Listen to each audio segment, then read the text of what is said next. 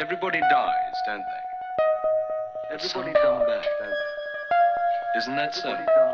You tried to get into the locked drawer today, didn't you? How do the dead come back, Mother? What's the secret? Good morning. Well, I don't often get the chance to do unboxing videos. If you ever watch tech channels on YouTube, they're always unboxing new bits of tech and reviewing them. And I don't actually get the chance to do that, except yesterday when I got home from work. Look what I got.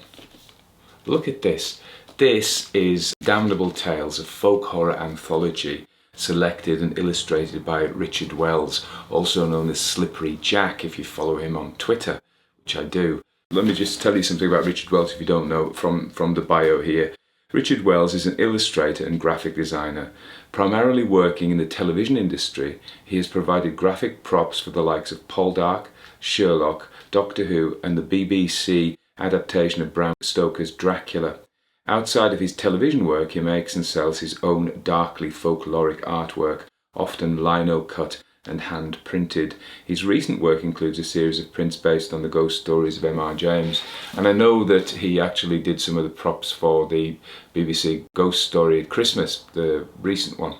So, yeah, Damnable Tales. So, how I came across this was, it's created by a company called Unbound, and Unbound are going back to an old subscription model you may know in the 18th and 19th centuries. People would sell subscriptions for a book, so they would say, I'm going to write a book about this, and people would sign in and contribute a little bit and that enable them to write and publish the book. So as you see here, we've got supporters, and my name is among them, as is my young daughter Imogen's. We both independently supported it because Imogen actually likes very much this style of thing and does her own lino cuts. And I'll probably put a link to her lino cut shop on Etsy.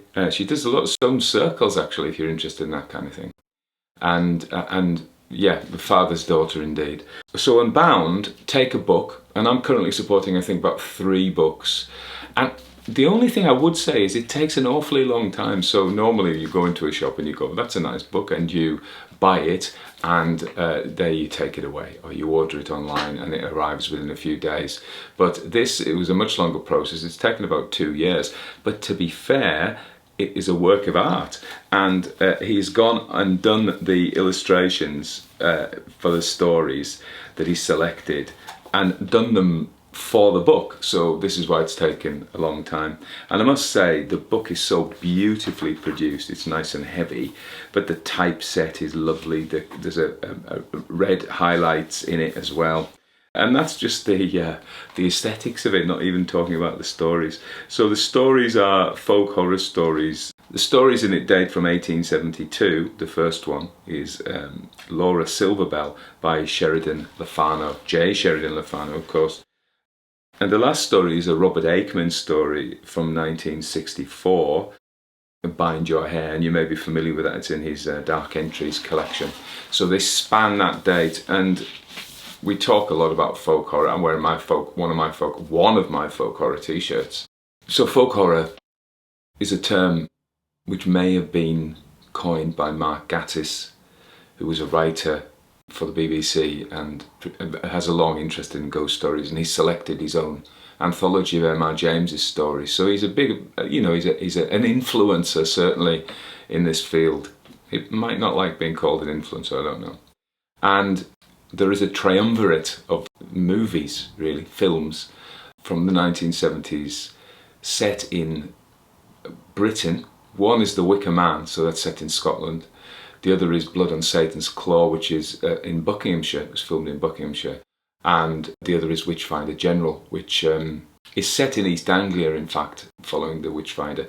And they combine this premise that in out-of-the-way places there are folk traditions that linger, which are basically pagan. They're pagan and potentially, in some cases, satanic. Now, there's a couple of things to say about that, possibly 3 things to say about it. First of all, this idea of remote places is very much a staple of Gothic literature, taken up in the weird tales of Lovecraft, whereby we often had primitive people And they could be on South Sea Islands or in rural Wales or in New England, and we've talked about that in other videos, who have ideas that linger, are abhorrent. And we could look at the European view from the earliest times, but certainly in the imperial age when the French and the British and everybody and the Spanish and the Portuguese and the Dutch, everybody was out from Europe creating empires. Nearly everybody, okay? The Irish didn't, the Finns didn't, the Russians did. Anyway, we could digress onto that, that's not the subject. So, and they viewed all the people who weren't like them as being primitive and had exotic yet appalling yet strangely thrilling practices. And this is, Edward Said wrote about this in the Orientalism, so the pictures that were coming out of Egypt and Syria and the Middle East and then China and Japan, where the Europeans were fascinated because these cultures did things that they weren't allowed to do in their repressed culture milieu. Anyway, so we have this idea of primitive people, and also these people looked down on the common folk, and urban people looked down on rural folk. So you have distilled in that, you can easily transfer the practices of this savages and primitives who have strange ideas. But folk horror has this premise that these beliefs linger amongst primitive rural people, and these beliefs are pre-Christian, non-normative. They're not part of the comfy everyday world of the middle class Western person, whether that be in Australia or America or Germany or France. And this, of course, is also linked to the rise of Wicca. And I'm wearing a witch cult t-shirt. I'm not a Wiccan. I know some of my best friends are Wiccans. Actually, no, I do know people who follow that religion. So I read a great book called The Triumph of the Moon by Ronald. So I'm very bad at names. Ronald, I'll put a link in the thing. A historian who has done lots of research into the history of occult movements. And basically you have the occult movements of the 19th century, such as the Golden Dawn, but there were many others, the Brotherhood of Luxor, there were loads of them. Gerald Gardner, and another root of Wicca is Alexander's as well. I'm really focused on Gardner because Gardner claimed that he'd come back from the colonies and he knew Crowley, Aleister Crowley, of the Golden Dawn and the OTO and things like that. Crowley wrote much of the rituals that Gardner later put off or portrayed as being Wiccan rituals. So basically Gardner's theory, and nudism was part of this cult as well. So you have the cult of the soil and the wandering and getting back to the folk and nature and the authentic true beliefs that precede this Christian. And I would even put Tolkien in there, not as a Nazi, not as a Wiccan, but as being part of that retreat from the industrial culture and looking to a more rooted mythological past. And so Gerald Gardner, the founder of Wicca,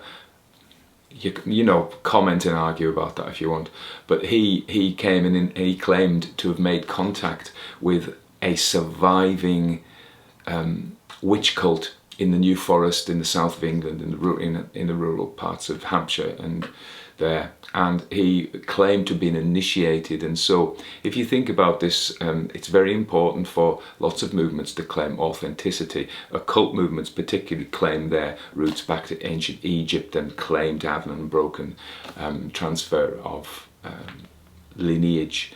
Lineage, of course, is really important in the Christian Orthodox Christian Church, Catholic and Orthodox, in that the bishops are consecrated by another bishop right back to the first bishop, St. Peter, who was handed the keys by Jesus himself. So there's this idea of lineage, and it doesn't even go there. If you are interested in Indian religion, in Hinduism, the different gurus talk about their lineage and they go back, and in fact Tibetan Buddhism, so lineage is important. Gardner claimed this lineage, that he had been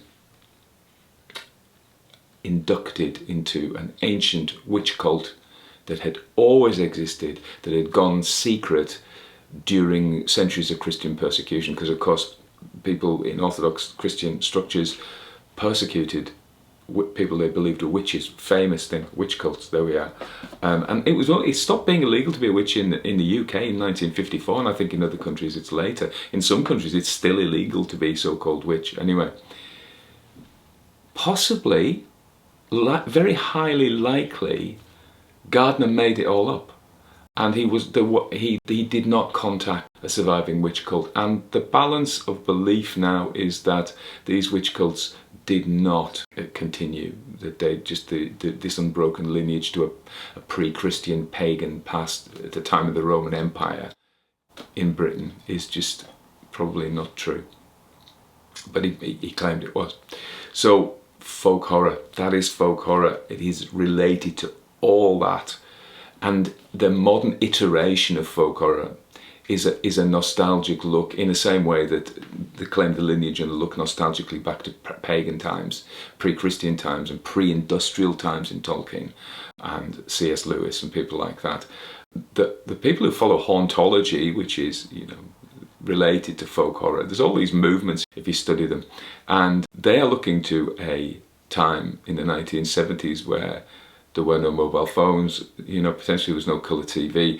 Children played out in the woods, and the presence of nature and the spirits of nature appeared closer to us. So I think the folk horror movement is an iteration, a repetition, an echo. Every echo is slightly different, so it echoes.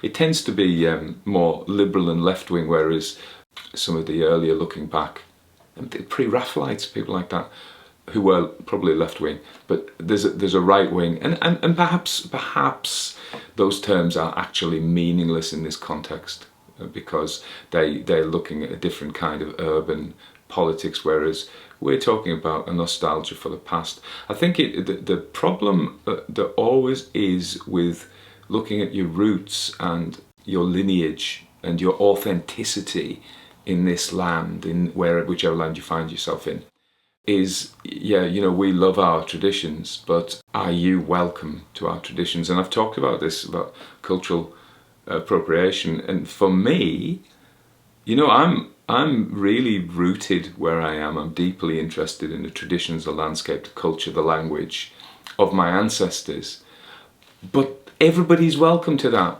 And in the same way, when I'm interested in Japanese or Hopi or Jamaican traditions, I hope that I'm welcome to be interested in them. So, I don't know what that makes me. It makes me the world's really interesting. And I think we should be free to be interested in what we like without somebody gatekeeping it. Anyway, one of my bugbears. So, folk horror, hauntology. Now, another digression, the music at the beginning and the end is by the Hartwood Institute, Jonathan gives me permission to use that, and I think he would consider himself hauntological.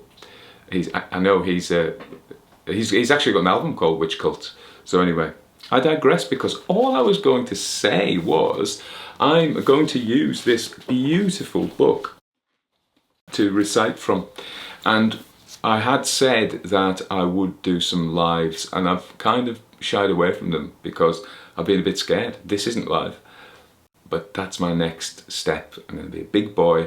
I'm going to try some lives, and I'm probably going to do YouTube live. I'm probably going to do Facebook live, and I'm going to do this. And this also ties in, because let me tell you the stories that are in this. I know we've had a huge digression from the book, and we're now coming back to it. One of them I'm focusing on. I've told you the various, it's a substantial book, there's lots of stories.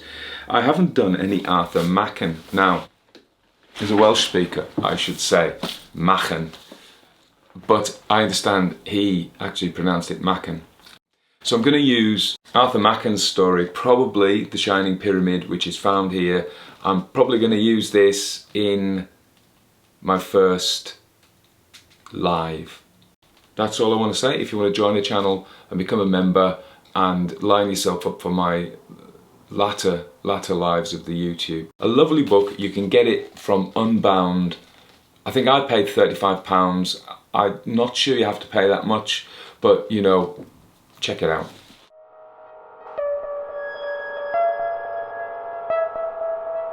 Everybody dies, don't they?